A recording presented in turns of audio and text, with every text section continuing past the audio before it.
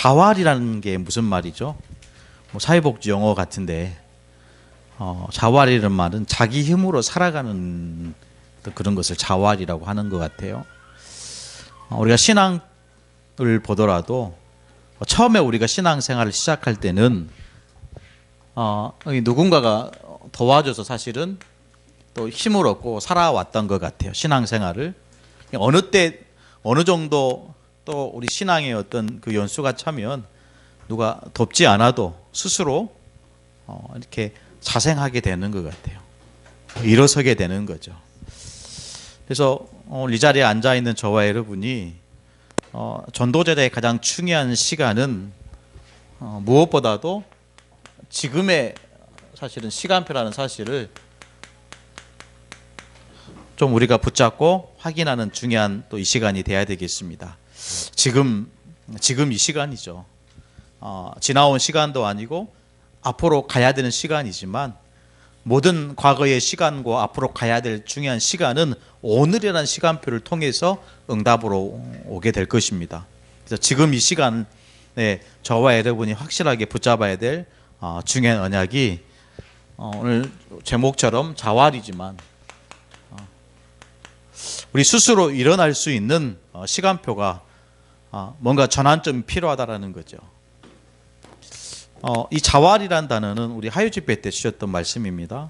좀 구체적으로 말씀을 확인하실 분들은 우리 다락방 메시지를 좀 확인하시고 보시면 될 것 같고요. 저는 주시는 말씀을 가지고 포럼하는 시간을 좀 가지려고 합니다. 전도제자들이 현장에서 스스로 일어나야 될 시간표를 찾아내야 되는데 그 첫 번째 시간이 이 시간이 반드시 필요하다라는 거예요. 사람들이 나를 누구라 하느냐. 그러면서 너희는 나를 누구라 하느냐. 여기서부터 저와 여러분의 언약이 시작됩니다. 여정이 시작되는 거죠. 언약의 여정이 시작되는 것입니다. 그래서 그리스도를 실제로 저와 여러분이 확인하고 붙잡았다면 반드시 우리는 오늘 주시는 본문의 말씀처럼 나는 죽고 내 안에 그리스도께서 사시도록 우리의 인생의 자리를 내놔야 돼요. 그렇죠? 우리 인생의 내 영혼의 내 삶의 주인된 자리에서 나는 내려오고 그 표현을 나는 십자가에 죽고 이렇게 표현을 했어요. 우리는 매일매일 우리의 삶이 십자가에 죽는 삶이 되어져야 됩니다. 그래야 내 안에 그리스도께서 사는 거죠. 그래서 하나님의 아들을 믿는 믿음 안에서 사는 것이라. 자꾸 우리는 세상을 살아가다 보니까 뭐가 쌓이냐면요, 경험이 쌓여요. 그렇죠? 이렇게 해보니까 이렇게 되어지고 어떤 방법을 써보니까 안 되더라. 이것이 나에게 학습이 되고 경험이 돼요. 근데 어느 순간 모르게 그것이 믿음도 그렇게 쌓여간다는 거죠. 우리는 매일매일 내 경험도 체험도 중요하지만 그것조차도 내려놓고 내 안에 그리스도께서 사시도록, 내 안에 그리스도가 주인 되도록 우리는 그렇게 믿는 믿음으로 살아가야 될 줄로 믿습니다. 그 사람이 어떤 사람입니까? 새로운 피조물이에요. 그런즉 누구든지 그리스도 안에 있으면 새로운 피조물이라. 이전 것은 지나갔으니 보라 새 것이 되었도다. 내 것 가지고 있으면요 절대로 새 것이 될 수 없습니다. 그렇죠? 여러분, 새 것과 한 것은 무슨 말입니까? 다른 거예요. 그렇죠? 맨 땅 위에 건물을 건축하는 것하고 세워진 건축을 리모델링 하는 것하고 틀린 것입니다. 틀린 거예요. 새로운 피조물이다. 그거는 리모델링이 아닙니다. 맞습니까? 리모델링이 아니에요. 완전히 싹 다 갈아엎고 새로 만들어 놓은 거예요. 새 사람입니다. 이런 어떤 시간표 속에 자활이라는 여러분 이 메시지를 좀 통해서 우리 스스로 누가 돕지 않으더라도, 나를 위하지 않더라도 우리 스스로 하나님 앞에서, 그래서 코람데오 하나님 앞에서 정말 우리가 일어나야 될 시간표라는 거예요. 아멘. 물론 우리가 우리의 도움이 필요한 자들에게는 무조건 손을 뻗어야 됩니다. 그렇죠. 그러나 하나님 자녀된, 특히 전도 제자로 부르심을 받은 저와 여러분, 이제는 누가 돕지 않더라도, 그렇죠, 누가 나를 위해서 헌신하지 않더라도 오히려 내가 다른 사람을 돕고 다른 사람을 위해서 헌신할 수 있는 전도 제자가 돼야 될 줄로 믿습니다. 여기에는 굉장히 중요한 이유가 있어요. 이유가 있습니다. 어떤 이유입니까? 이번에 중직자 대회 3미자립 시대를 살리자, 이 주제로 우리 중직자들이, 전 세계 중직자들이 모여서 훈련받습니다. 이게 이유인 거예요. 싹 다 교회도 마찬가지고 모든 믿는 개인들도 지금 미자립 상태에 있다라는 거예요. 누군가 도움을 받지 않으면 스스로 살아갈 수 없는 상태 속에 있다라는 거예요. 늘 위로받기를 원하고, 늘 사랑받기를 원하고, 늘 도움받기를 원하는 그런 상태로는 여러분 237 나라 미자립 현장을 살릴 수 없다라는 거예요. 우리 스스로 하나님이 주시는 언약의 말씀으로 스스로 일어나야 될 그런 언약을 여러분, 저와 여러분의 하나님의 음성으로 담는 귀중한 이세가 되기를 간절히 축복합니다. 그러니까 여러분, 거의 50% 되는 사람들이 신앙생활에 갈등하고 있습니다. 여러분, 새생명 미션교회를 인도받으시면서 여전히 갈등 속에 있습니까? 가셔도 돼요. 아멘. 내보내는 게 아니죠. 그렇죠. 하나님께서 이 교회를 세우신 목적과 실제로 이 속에서 하나님이 인도해 가시는 그 믿음의 사람들 있다니까요. 언제든지 우리가 축복하고 보낼 수 있는 영적 상태가 됩니다. 아멘. 싫어하고 미워하고 그거는 하나님이 원하시는 게 아니에요. 하나님이 이 교회를 보내신 것도 하나님이 보내시는 거고요. 이 교회를 떠나게 하시는 것도 하나님이 보내시는 것입니다. 그 속에 우리가 조금이나마 상처를 줬다면 우리가 하나님 앞에 갱신해야 되겠지만, 그렇지 않고 개인이 말씀 따라가다가 아니다 그러면 돌아설 때 우리는 그 영혼을 축복하며 보낼 수 있는 영적 상태가 돼야 돼요. 그럼 여전히 갈등하고 있습니까? 저 성재봉 목사 좀 이상한데,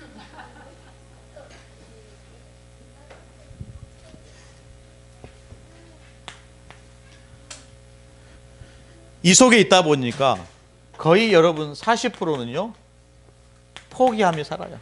그렇죠. 어쩔 수 없지. 목포에 무슨 다 똑같은 교회지. 자포자기하고. 그러면서 나머지 한 10%는 자립 상태에 있다고 하지만은 뭔가 목소리도 내고, 그렇죠, 자기 주장도 하면서 뭔가 겉으로 보기에는 뭔가 되어지는 것처럼 우리가 볼 수도 있겠지만 10%의 사람들은 이미 영적으로 빈약한 상태에 있다는 거예요. 이런 현장을 저와 여러분이 봐야 되는 것입니다. 그 안에서 이유를 찾는 거죠. 그래서 여러분, 정확한 미션을 찾도록 하는 거예요. 그래서 부활하신 예수님이 감난산에서 40일 동안 어떤 작업을 하신 거죠? 40일 동안 하나님 나라의 일을, 미션을 한 사람 한 사람에게 증거하는 거야. 정확한 미션을 잡도록요.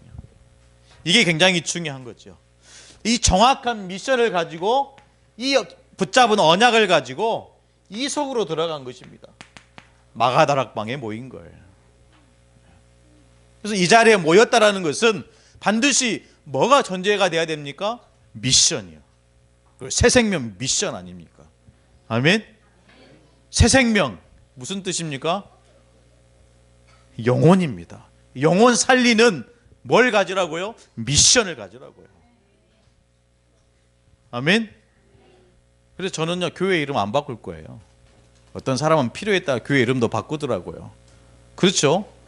안 바꿀 거예요. 하나님이 세우신 교회요, 하나님이 이끌어 가시는 교회이기 때문에 바꿀 이유가 있겠습니까? 바꿀 이유가 있어요? 없습니다. 여러분, 생명 살리는 미션을 잡으셔야 돼요. 생명 살리는 미션을 잡은 자들이 마가다락방에 모였다니까요. 중요한 미션입니다. 여러분, 교회 오실 때마다 그 언약을 잡고 오셔야 돼요. 예배할 때마다 그 언약 속으로 저와 여러분이 들어가야 되는 것입니다. 그러니까요, 이 안에서 사도행전 11장 19절에 보니까 중요한 하나님의 미션을 잡은 거예요. 어떤 미션입니까? 안디옥 교회를 세우는 미션을 잡은 것입니다. 안디옥 교회를 세우는 미션. 여러분, 한 시대에 교회를 세운다는 것은 엄청난 중요한 미션을 하나님이 저와 여러분에게 주신 거예요. 이 안디옥 교회를 보십시오. 사도행전 13장 1절로 4절 보십시오. 이 안디옥 교회에서 최초로 선교사를 파송하는 미션을 잡은 거예요. 인류 최초로, 교회 역사 최초로 선교사를, 전도 때문에, 선교 때문에 최초로 선교사를 파송하는 미션을 잡은 거예요. 이래야 우리 스스로 일어날 수 있습니다. 아멘. 이래 가지고 저와 여러분이 마가다락방 현장, 정말로 성령이 역사하는 그 현장 속에 들어가야 이런 응답이 따라온다라는 거예요. 그러니까 보십시오. 사도 바울이 사도행전 19장 21절에 뭐라고 얘기합니까? 내가 로마도 보아야 하리라. 여러분 보십시오. 23장 11절에 뭐라고 얘기합니까? 내가 로마에서도 증언하여야 하리라. 27장 24절입니까? 가이사 앞에 서야 하리라 그랬다니까요. 가이사 앞에 서야 하리라. 이 말씀이 저와 여러분에게 미션으로 붙잡아야 됩니다. 왜 우리가 로마 같은 강대국을 선교해야 됩니까? 로마 같은 강대국을 왜 복음화 시켜야 됩니까? 그렇지 않으면 여러분 보십시오. 강대국이 정복해와요. 그렇죠? 이스라엘 백성이 애굽을 정복하지 못했기 때문에 애굽에 400년 종살이 한 거예요. 이스라엘 백성이 유대가 블레셋을 정복하지 못했기 때문에 늘 전쟁에 시달리는 거예요. 유대가 아수를 정복하지 못했기 때문에 요나 선지자가 하나님의 복음을 전파했음에도 불구하고 그 니느웨 성을 정복하지 못했기 때문에 나중에는요 북이스라엘에 멸망을 당합니다. 왜 로마도 보아야 합니까? 왜 가이사 앞에 서야 됩니까? 그거 하지 않으면 강대국에 오히려 정복을 당해요. 한국 역사를 봐도 되잖아요. 늘 중국에 그렇죠 조공바치고 시달리고 늘 일본에 어떻게 했습니까? 늘 시달렸잖아요.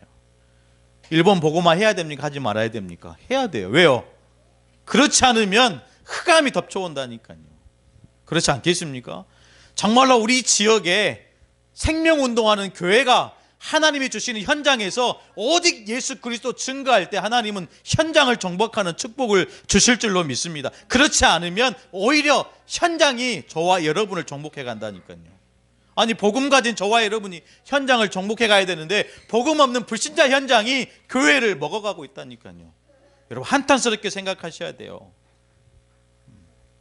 정말로 하늘 가지고 저와 여러분이 복음으로 서야 될 줄로 믿습니다. 강대국 복음화. 그 눈을 떴던 인물들이 로마서 16장의 사람들입니다.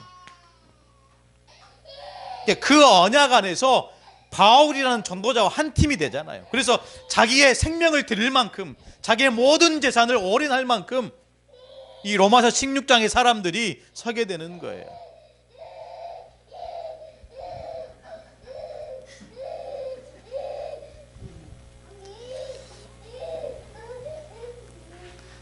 첫째입니다. 올바른 언약을 붙잡아야 되겠습니다.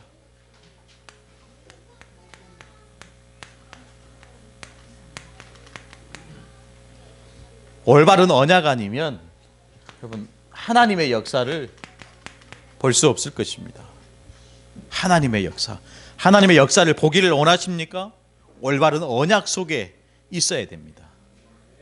하나님의 역사의 주인공이 주역이 되고 싶습니까? 올바른 언약 속에 그 흐름 속에 있어야 됩니다. 가장 중요한 올바른 언약을 저와 여러분이 붙잡아야 되는데 유 목사님 이거 말씀하시면서 물론 제자들에게 주시는 말씀이니까 화요 집회 때 제자들에게 전도 제자에게 주시는 말씀이기 때문에 특히 목사에게 하신 말씀이 있어요. 목사에게. 여러분 우리 성도들은 해당이 안 되는 메시지도 있지만 특히 여러분 마태복음 10장 40절로 42절에 너희를 영접하는 자는 나를 영접하며 나를 영접하는 자는 나 보내신 이를 영접한다. 그래서 목사는요 그리스도의 대사입니다. 제 입으로 이렇게 얘기하는 건 민망하기도 하지만요 목사는 그리스도의 대사입니다. 그렇게 보여지십니까? 저 어린 목사가 큰 소리 빽빽 지르면서 그렇게 생각해도 괜찮아요. 그러고 있으니까요. 그럼에도 불구하고 목사는 그리스도의 대사입니다. 목사는 하나님이 세우신 주의 종입니다. 너희를 영접하는 자는 나를 영접하며 나를 영접하는 자는 나를 보내신 이를 영접함이니 그랬어요. 그래서 선지자의 이름으로 선지자를 영접하는 자는 선지자의 상을 받는다 그랬어요. 그 축복이 우리 모든 성도들에게 있기를 간절히 축원합니다. 그리스도의 대사라는 말은 사실은 자기의 생각을 얘기하는 게 아니에요. 그렇죠? 목사가 목사의 생각을 가지고 어떤 철학을 가지고 그렇게 얘기합니다. 목회 철학이 뭡니까? 할 때 저는 목회 철학 없어요. 저는 좀 목회 철학 없습니다. 뭐 이렇게 철학적으로 얘기한다면 전도 선교 후대예요. 다른 거 필요 없더라고요. 뭐 이렇게 하고 저렇게 하고 아니요. 목회 철학은 오직 그리스도, 오직 하나님 나라, 오직 성령입니다. 그것이 우리 인생의 최고의 방법이 돼야 될 줄로 믿습니다. 그래서 예수님이요 마태복음 28장 20절에 뭐라고 얘기하십니까? 내가 내게 분부한 모든 것을 가르쳐 지키게 하라. 내가 내게 예수님이 목사에게 분부한 모든 것을 가르쳐 지키게 하라. 그냥 목사가 하는 일이 그거예요. 예수님이 지시한 것을 가르치고 전달하고 함께 하는 것입니다. 여기에 좀 우리가 말씀을 더하자면 오늘 본문의 말씀처럼 갈라디아서 2장 20절 목사의 사명은 정말로 그리스도가 나와 함께 하시는 그 비밀을 전달하는 거예요. 이것 외에는 목사가 할 일이 없어요. 물론 현장에서 전도하고 성도를 섬기는 일을 해야 되겠지만 이것 때문에 하나님은 모든 주의 종들을 그리스도의 대사로 그래서 강단에서요 다른 건 무엇보다도 그리스도의 말씀만 그렇죠. 믿음은 어떻게 자라납니까? 믿음은 들음에서 나고 들음은 그리스도의 말씀으로 말미암는다. 아멘. 제가 이렇게 하다 보니까요 자꾸 성경을 연구하게 돼요. 성경을 자꾸 연구하게 돼요. 그런데 이게 우리 임마누엘 강단을 이렇게 저도 매주 들어요. 안 들으면 안 되잖아요. 들으면 다시 그거를 내려놓게 돼요. 복음만 얘기해야지. 복음만 얘기해야지. 모든 문제 해결자 그리스도만 말해야지. 얼마나 성경에 할 얘기가 많습니까? 그렇죠? 이 한 글자 한 글자 여러분 사전 펴고 보면요 이 끝이 없다니까요. 그럼 얼마나 할 게 많아요. 하고 싶은 말도 얼마나 많겠어요. 그런데 그걸 다 내려놓고 복음만 얘기한다는 것 정말 어려운 이야기입니다.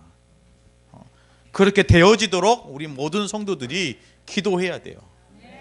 우리 새생명 미션 강단은 오직 예수 그리스도의 살리는 복음만, 생명의 복음만 나오도록 기도하셔야 됩니다. 그 복음을 가지고 여러분의 현장으로 파송받아 가는 거예요. 그래야 내가 만나는 모든 자들에게 사실 힘을 주게 되는 것입니다. 살아나게 되는 거예요. 여기에 굉장히 중요한 인물이 나오는데 그 인물이 사모입니다. 사모는 굉장히 중요한 사람이에요. 아멘. 우리 사모를 이렇게 얘기하기는 좀 민망하지만 섬겨 주셔야 돼요. 그렇죠? 그래서 먼저 인사하시고요. 어린 사모가 인사도 안 하네 이러면요. 벌써 이렇게 질서가 틀어지게 돼 있어요. 그리고 이렇게 사모에 대해서 말씀하시면서 유 목사님 이렇게 설명했거든요.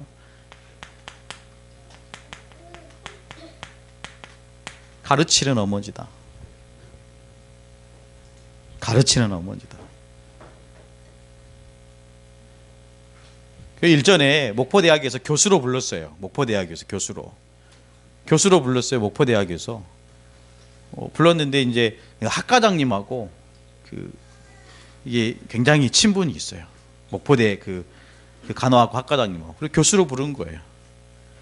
근데 교수로 가면 딱 그 시간이 짜여져 있잖아요. 학교다 보니까. 그러면 이렇게 방학 때도 출근해야 되고요. 이렇게 이제 이렇게 뭐 평일날도 계속 늦게까지 뭐 그 여러 현장에도 이렇게 하다 보니까 교회를 섬길 수 없는 안 한다 하더라고요. 저는 가라고 했어요. 저는 정말 부탁했거든요. 가라. 돈도 많이 주고 명예 있는 자리 아니냐, 가라. 근데 안 간다고 하더라고요. 왜냐면 오후에는 사역을 띄어야 되거든요. 렘넌트 다락방. 그래서 일주일 보면 10개 이상 다락방을 띄어요. 대단하지요.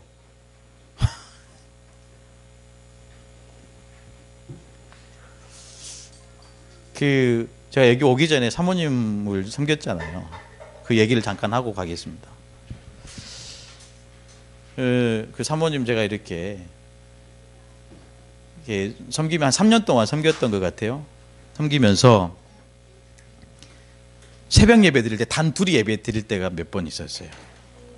단 둘이 예배 드릴 때가 묵묵히 앉아서 예배를 드려요. 저도 하기도 민망하고 앉아 계신 사모님도 좀 그럴 수 있겠지만은 한 이렇게 20분 30분 동안 예배를 드릴 때가 많아서 지병이 있으셨잖아요. 그러면 이렇게 새벽 예배 때 뜨거운 물을 대야에 받아가지고 조격을 하면서 예배를 드리더라고요. 또 집에 가실 때는 본인의 어떤 건강을 이렇게 하기 위해서 집에서 교회로 오시기까지 걸어오시고 가실 때도 걸어가죠. 제가 차 타고 가면 그 모습이 사실 많이 보여요. 안타깝기도 하고 또 이렇게 가시면서 제가 뭐 다른 많은 사모님들이 계시지만 가장 많이 생각나는 사모님이 그분이에요. 정말로. 그분에게 은혜를 사실 사랑을 많이 받았던 분도 계실 거고 오히려 좀 이렇게 상처를 받았던 분도 계실 것 같아요. 그런 부분을 보면서 저는 이제 그런 부분들을 많이 생각나요. 그러면 저랑 이렇게 차를 타고 다니면서 성도의 한 사람 한 사람에 대한 이런 영적인 부분을 저한테 말씀하는 거예요. 제가 부목사니까. 그래서 목사님 그거 아시고 그 성도들을 좀 이렇게 기도하면서 사역하면 좋겠다고 하시고. 이게 보면요 항상 늘 설선수범하고 뭐 다른 분은 어떻게 생각하실지는 모르지만 저는 늘 가까이에서 3년 동안 짧은 시간이었지만 3년 동안 이렇게 모시면서 참 저한테는 많은 것들을 생각하게 하셨던 분이었던 것 같아요. 딱 그 시간표. 물론 제가 전체 처음부터 마지막까지 함께 하지 않았기 때문에 작은 일부분이지만 3년이라는 짧은 시간이었지만 그분을 볼 때는 진짜 복음 사랑하고 정말 교회 사랑하고 그런 부분이 제 마음에 많이 담아졌던 것 같아요. 물론 주위에 어떻게 얘기하고 저렇게 얘기도 하지만은 그거 별로 중요하지 않더라고요. 내가 그분을 이렇게 바라보고 제가 이렇게 딱 이렇게 사무실에 앉아 있으면 오셔가지고 커피도 이렇게 내려주시고 제가 커피 좋아하는 줄 아니까 내려주시고 이렇게 같이 이렇게 잠깐 뭐 있으면 이렇게 참 이렇게 그랬던 기억들이 많이 나요. 지금 뭘 얘기를 하려고 하냐면요. 정말로 어떻게 보면 가장 늘 옆에 있고 늘 들어주고 그러니까 항상 이런 것들도 많이 생각할 것 같아요. 그와 반면에 여러분 보십시오. 가장 쉽게 상처를 줄 수 있는 그런 부분이 있다라는 거예요. 이런 부분들을 저와 여러분이 참고하고 왜냐하면 교회 한 사람밖에 없으니까 너무 소중하지 않습니까? 사모가 교회에 한 10명이 있으면 좀 이렇게 하겠지만 한 사람밖에 없잖아요. 그렇지 않아요? 너무 소중하지 않습니까? 그렇잖아요. 여러분 잘 섬겨주셔야 돼요. 사모가 병들면 저는 어떻게 합니까? 저는 어떻게 해요? 세장가 가야 됩니까? 어떻게 해야 돼요? 저 죽으면요 사모는요 직분도 없어요. 그냥 사모예요. 교회 목사가 죽으면 사모라고 불립니까? 안 그렇잖아요. 목사가 있을 때만 사모입니다. 어떤 교회는 아예 그냥 직분을 주더라고요.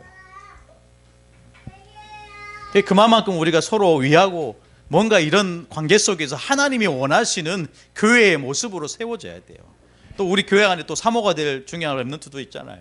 또 목회자가 될 중요한 렘넌트도 있잖아요. 또 중직자의 삶을 걸어가야 될 중요한 렘넌트가 있잖아요. 우리가 정말로 모델적인 것들을, 믿음의 모델적인 것들을 보여줘야 됩니다.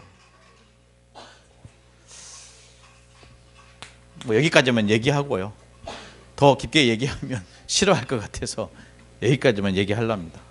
그러면서 여러분, 중직자를 얘기할 때 늘 세 가지 단어로 얘기합니다. 그 첫 번째 단어가 뭐죠? 뭡니까?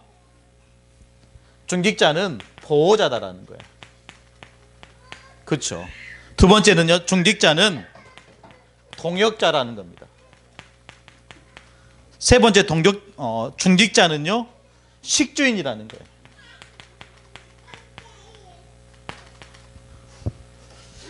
그러면서 저는 늘 이 단어 앞에 전도자의 보호자 이렇게 단어를 썼어요. 맞습니다. 근데 더 좀 객관적으로 설명하면 교회와 모든 성도들의 보호자요, 동역자요, 식주인이 중직자입니다. 다시 한번 얘기합니다.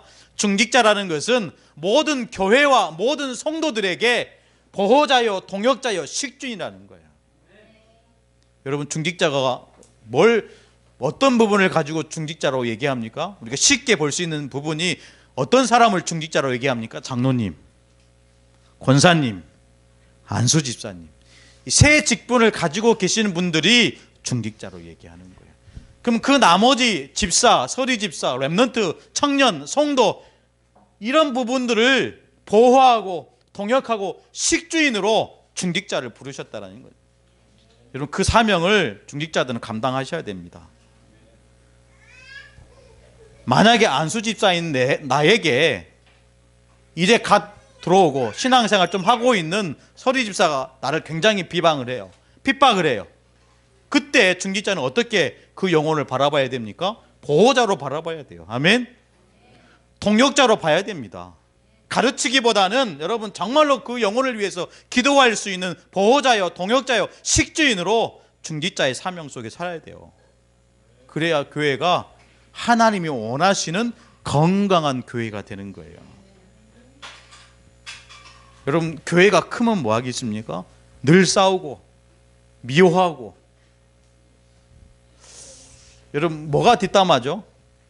죄송합니다. 쓸데없는 얘기를 했어요. 제가 애주한테 애주 잘못을 보고 막 애주한테 얘기한단 말이에요. 이거는 뒷담화가 아니에요. 그렇죠? 근데 애주의 잘못을 애한테 얘기한단 말이에요. 그럼 이게 뒷담화입니다. 잘못한 거 있으면 본인한테 얘기를 하셔야 돼요. 제가 이렇게까지 얘기를 해야 되겠습니까? 그래야 여러분 갈등하지 않아요. 얘기했잖아요. 50%, 40%, 10%. 이 완전한 복음을 가지고 왜 우리가 이렇게 해야 됩니까? 찾아가세요. 그리고 12월 달 가기 전에 다 끝내고 가세요. 아멘. 여러분, 진짜 그 사람에 대한 그 나쁜, 그 미워하는 그 감정도 12월 달 넘기지 마세요. 오늘 당장이라고 얘기하고 싶은데 우리 수준으로는 오늘 당장 안 돼요. 그렇죠? 특별 새벽 기도하고, 그렇죠, 결단하고 12월을 여러분 지나가시기를 축복합니다. 그래야 하나님이 원하시는 새 땅으로 갈 수 있는 거예요. 도전하는 저와 여러분 되기를 간절히 축복합니다. 여러분, 이래 가지고요, 네 번째 렘넌트입니다. 렘넌트는 다른 것 없어요. 기성세대.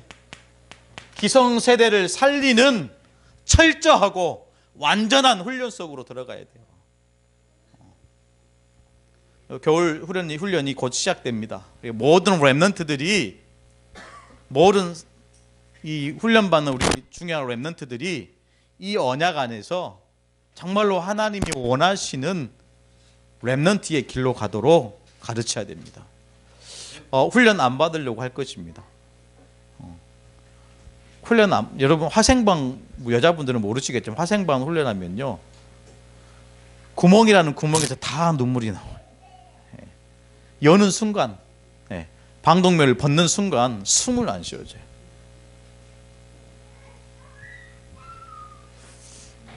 근데 다시는 하고 싶지 않더라고요. 그런데 하면 또 해요. 이유가 뭐죠? 해봤으니까.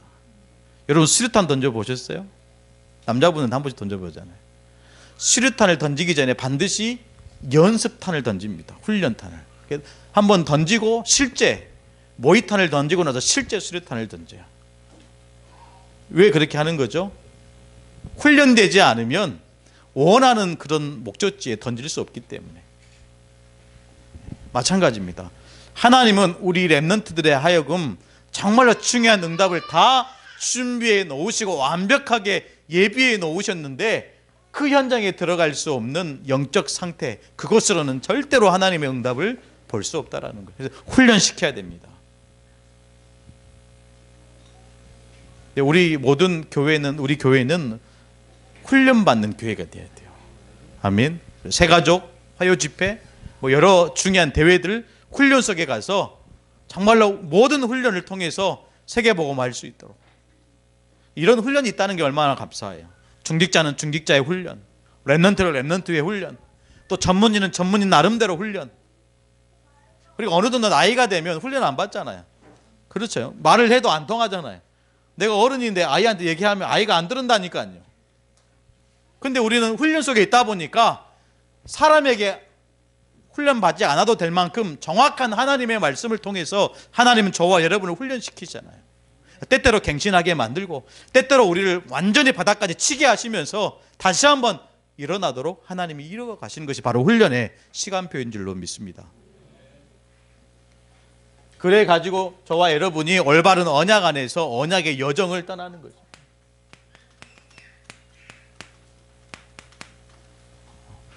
스스로 사실 일어나야 되는 시간표, 떠나야 돼요. 그 길을, 언약의 여정을 떠나야 되는 것입니다. 반드시 이 여정에는 여정의 시작이 있습니다.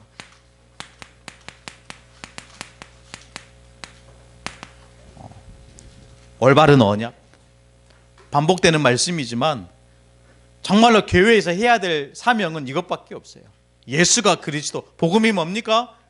정말로 하나님이 저와 여러분에게 주신 이 복음이 뭐죠? 예수가 그리스도다. 사도행전을 쭉 읽어보십시오. 사도 바울이 현장에 가서 정말로 어떤 얘기를 하는지, 예수가 그리스도다, 너희들이 십자가 못 박혀 죽은 그 예수가 창세전부터 구약에서 예언된 메시아다, 그리스도다, 이거 얘기하잖아요. 이것이 하나님이 저와 여러분에게 주시는 여정입니다. 그러니까요, 이 안에서 여러분 마태복음 17장 1절로 9절 보면 변화산 사건이 나와요. 그 변화산에 갔더니 모세도 나오고 엘리야도 나오고 예수도 나오는 거예요. 그때 베드로가 뭐라고 얘기합니까? 내가 여기 있는 게 좋습니다. 이 자리에서 내가 주를 위하여 초막을 짓겠습니다. 하나는 주를 위하여, 하나는 모세를 위하여, 하나는 엘리야를 위하여 초막을 짓겠습니다. 하나님이 주신 언약과 사명은 온데간데 없고 그냥 그 자리가 좋다라는 거예요. 그것도 여러분 잠시예요. 나중에 누구만 남아요? 오직 예수만 남더라. 이것이 저와 여러분의 언약의 여정 시작이 돼야 됩니다. 오직 예수만 남아야 돼요. 그렇죠. 우리가 여러 가지 기관들을 섬기고 기관장으로 섬기면서 나중에 정말로 결산할 때 뭐가 남아야 된다고요? 오직 예수만 남더라. 오직 예수만 남더라. 그래서요, 하나님은 정말 저와 여러분에게 다른 게 주신 게 아니고 이것 주셨다니까요. 138 그리스도와 하나님 나라와 오직 성령. 그래서 언약이 성취되는 쪽으로 저와 여러분은 가야 됩니다. 그렇죠. 중요한 것은 하나님은 모든 것을 언약의 여정으로 시작하지만, 그래서 하나님은 정말로 언약이 성취되는 쪽으로 저와 여러분이 가기를 원하세요. 여러분, 망하는 길로 가면 망합니다. 그렇죠. 사는 길로 가면 살게 돼요. 제 말이 어려운 말은 아니잖아요. 멸망의 길로 가면 망한다니까요. 사는 길로 가면 살아요. 그러면 성공의 길로 따로 있을 거 아닙니까? 그 길을 보고 성취되는 쪽으로 가는 거예요. 여기에 세 가지가 되도록 우리 모든 성도와 렘넌트들이 되도록 만들어 가야 되겠습니다. 그 세 가지가 뭐냐? 오늘 우리에게 주시는 말씀이지만 특별히 고린도후서 5장 17절입니다. 새로운 피조물이 되도록. 400년 종살이 하다가 출애굽을 했어요. 근데 여전히 사단의 노예, 여전히 사단의 포로, 여전히 사단에 속국되어 있는 상태로는 절대로 광야를 지나갈 수 없어요. 절대로 광야를 안전하게 행복하게 지나갈 수 없어요. 새 인생이 되어야 됩니다. 그러기 위해서는 반드시 한 번쯤은 짚고 넘어가야 돼요. 다 이루었다. 그리스도 되신 예수님이 저와 여러분의 인생의 모든 문제를 다 끝냈다. 심지어 질병의 문제도, 암의 문제도. 어떤 개그맨 보니까 암에 걸렸는데 개가 먹는 구친제 약을 먹고 좋아졌다고 이렇게 뉴스에 나오더라고요.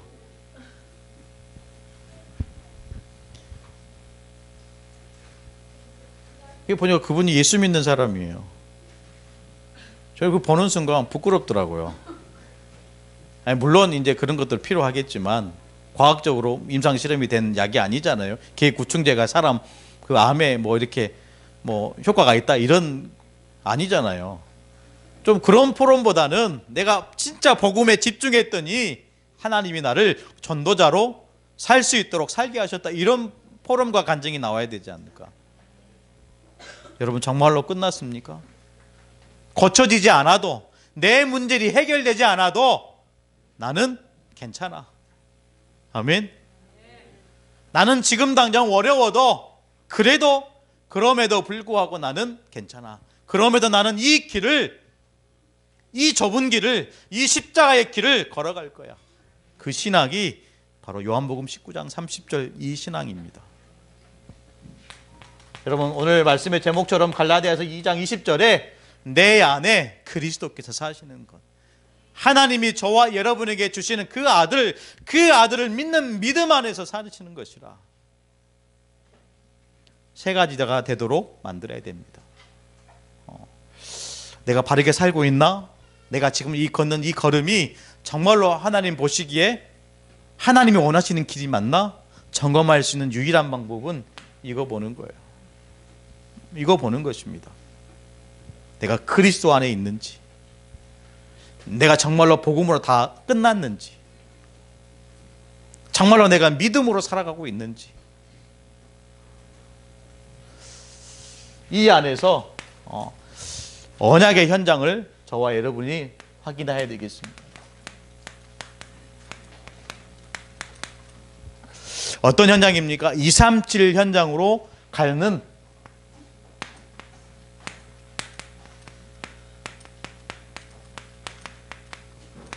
파송하는 현장이 될 것입니다. 여러분, 현장 중에 최고의 현장은 나입니다. 어떤, 여러분 뭐 생각날 수도 있겠죠. 어떤 현장이 생각 나올 수 있겠죠. 뭐 우상지대, 사각지대, 뭐 재앙지대, 이렇게 생각날 수 있겠죠. 그러나 하나님이 원하시는 최고의 축복된 현장은 우리 자신이라는 거예요. 우리 자신. 어떻게 저와 여러분을 다듬어 가야 되겠습니까? 24제자입니다. 뭐가 24입니까? 세 가지입니다.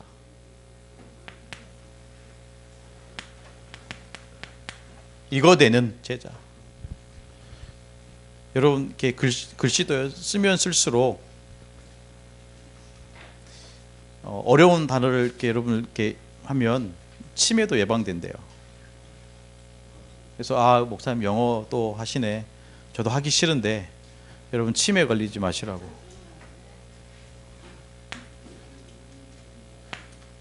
임마누엘 스펠링이 어떻게 되는지 아세요? 목사님 저는 60이 넘었는데요.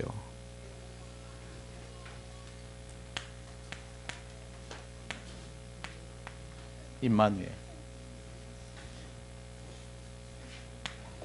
언예스는 다 아시겠죠? 언예스는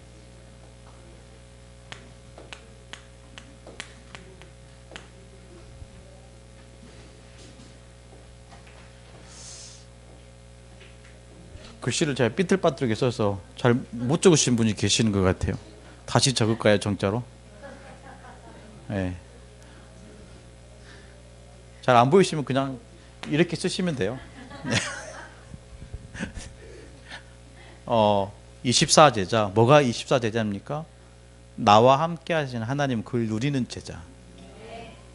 우리와 함께 하신 그 하나님을 누리는 제자. 그 하나님이 우리를 통해서 모든 것을 합력하여 선을 이루는 그 24제자. 그 제자를 통해서 하나님은 두 번째 제자를 하셨는데요, 전문 제자입니다.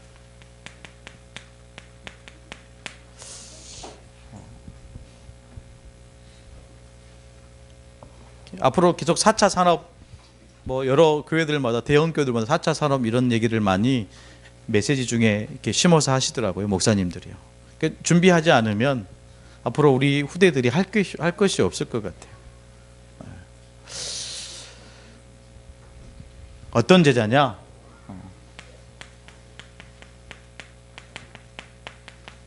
우리 렘넌트의 수준이 최고의 수준이 될 만큼 이것에 완전히 우리가 마음을 담고 심어서 우리 후대들이 앞으로 전 세계를 이끌어갈 또 리더로, 지도자로 설 수 있는 굉장히 중요한 제자의 어떤 흐름인 것 같아요. 두 번째는요, 모델 제자입니다. 그래서 어떤 모델이냐? 전도운동의 모델입니다. 그래서 전 세계 미자립 교회 중요한 제자들이 우리 교회에 와서 전도운동을 사실 배워갈 만큼, 아멘. 그래서 굉장히 중요한 시간표가 될 줄로 믿습니다. 어디를 갖다 내더라도 우리는 올바른 복음 운동할 수 있는 교회, 또 산업인, 더 나아가서 렘넌트들까지도 전도 운동의 모델이 될 만큼 모델 제자가 반드시 나와줘야 되겠죠. 네 번째인데요, 어떤 제자입니까? 치유 제자입니다. 이 부분을 놓고 좀 기도하고 있는데, 어떻게 하면 이런 시스템을 만들어 갈 수 있을까? 치유라는 시스템. 그래서 일전에도 말씀드렸는데요, 호흡 지금 계속 저도 해보고 있습니다. 제 안에 좀 증거가 있어야 되잖아요. 그냥 뭐 숨 쉬는 거 얘기하는 거 아니잖아요. 그렇죠. 뭔가 그 속에 영적인 것을 심는 거죠. 우리 렘넌트들이 그러니까 어릴 때부터 이미 건강을 가지고 태어나는 거예요. 어릴 때부터 이미 질병을 가지고 태어나는 거예요. 그러니까 어릴 때 모든 것이 정해진다고 그래요. 영적인 것도, 육적인 것도, 이미 정신적인 것도. 그래서 정말로 우리가 편하게 할 수 있는 그 통로가 뭐냐? 호흡이다라는 거죠. 그래서 이걸 우리가 좀 세세하게 가르쳐야 되겠다. 그러니까 우리가 좀 이렇게 막 분이 나고 화가 날 때 심호흡만 좀 깊게 한 두세 번 하면 넘길 수 있잖아요. 굉장히 이게 과학적이면서도 저와 여러분에게는 영적으로 힘을 얻을 수 있는 통로가 될 것입니다. 마지막에는요, 서밋 제자입니다.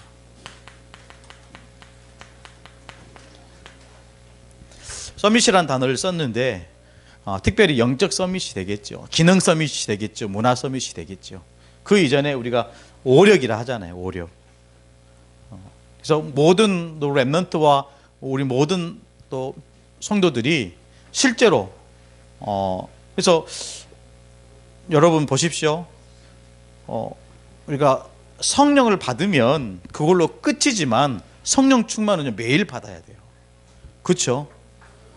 뭐 예전에 우리가 불 받아라 뭐 이렇게 했지만은 실제로 그 내용이 뭐냐면 성령 충만입니다. 한 번 내 속에 들어오신 이 성령 하나님은 절대로 떠나시는 분이 아니신데, 우리가 자꾸 내 생각에, 내 체질이 자꾸 하나님의 것들을 가로막을 때가 더 많다라는 거예요. 이제 그때 정말 필요한 것이 뭐냐면 성령의 충만입니다. 그 힘 가지고 우리가 인도받아가면서 하나님이 원하시는 삶으로 우리가 살아가게 되는 거예요. 오늘 제목이 자활이었습니다. 우리 렘넌트뿐만 아니라 우리 모든 성도들이 스스로 하나님이 주신 언약 안에서 일어나야 될 시간표가 될 줄로 믿습니다. 여러분 세 가지만 좀 생각했으면 좋겠고요. 갈라디아서 2장 20절 특별히 그 말씀을 좀 기억하면서 정말로 내가 매일매일 십자가에 죽고 내 안에 그리스도가 사시도록, 내 안에 그리스도가 살아서 믿음으로 살아가도록 우리 스스로 안 되는 부분이 있겠지만 스스로 쳐가면서 하나님 앞에 그렇게 하나님 자녀의 삶을 우리가 살아가야 될 줄로 믿습니다. 우리 기도하시겠습니다. 하나님 감사합니다.